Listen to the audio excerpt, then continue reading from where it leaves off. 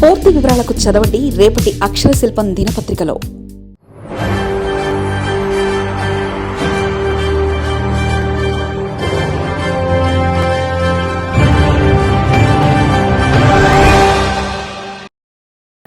భ్రష్టు పట్టిపోతున్న రాజకీయాలు, దిగజారిపోతున్న రాజకీయ నేతలు.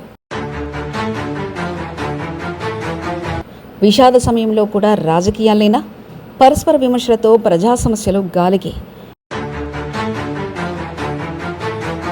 రాజకీయ పార్టీలంటేనే రోత పుట్టే విధంగా రాష్ట్ర అధికార విపక్షాల మధ్య ఆరోపణలు ప్రత్యారోపణలు శరమామలుగా మారాయి.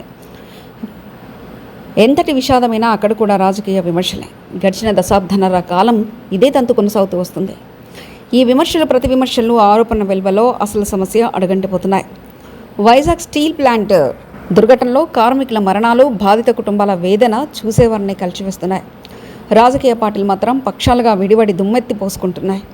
ప్రభుత్వ వైఫల్యం అనే విపక్షం అంటుంది. చావు దగ్గర కూడా జగన్ రాజకీయం అనే టీడీపీ జనసేన శ్రేణులు వాళ్ళ social IT cell digital political వార్ను వైసీపీ మీద ప్రకటించాయి. వాస్తవానికి కొద్ది కాలంగా వరుస ప్రమాదాలు స్టీల్ ప్లాంట్లు జరుగుతున్నాయి. ఈ ఘటనపై ప్రభుత్వం కమిటీ కూడా వేసింది. వరుస ప్రమాదాల నివారణకు తాము తీసుకుంటున్న చర్యలేమిటి, తీసుకోబోయే చర్యలేమిటి అనే విషయాల కంటే జగన్ను కట్టడి చేయడానికే ప్రాధాన్యత ఇస్తున్నారనే అభిప్రాయం చాలా మందిలో కలుగుతుంది. ఇదంతా ఒకవైపు దృశ్యం. మరోవైపు అసలు మూలాలను పక్కన పెట్టి రాజకీయ విమర్శలకే తొలి ప్రాధాన్యత ఇస్తున్నారు.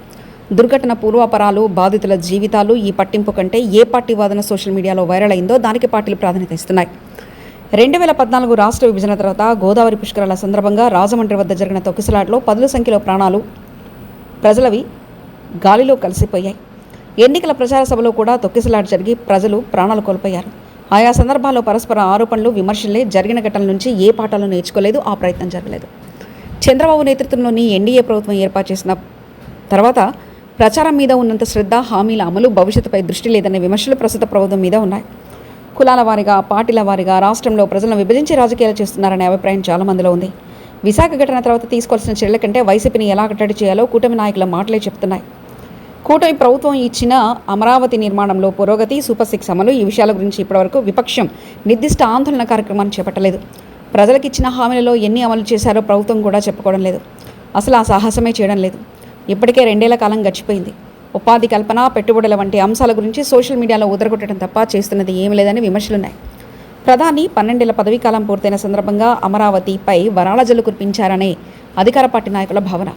గడిచిన 10 ఏళ్ల అనుభవంతో చూసినప్పుడు మాటలకు చేతనకు పొంతనే లేదనే విషయం రూఢి అవుతుందని ప్రజల భావన.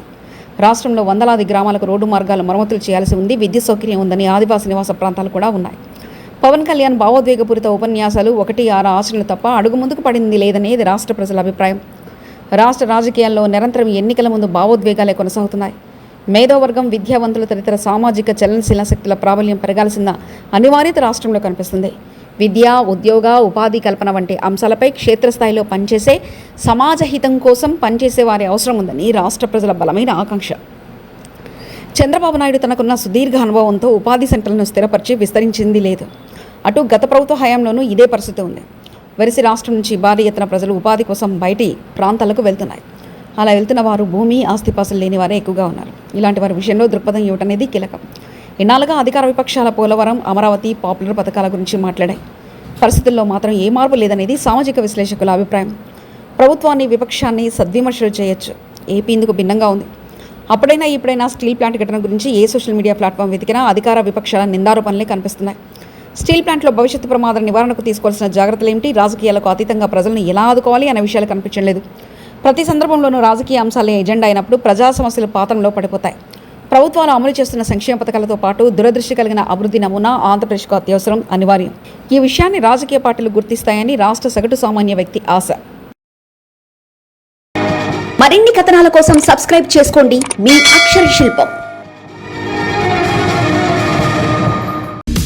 పూర్తి వివరాలకు చదవండి రేపటి అక్షర శిల్పం దినపత్రికలో.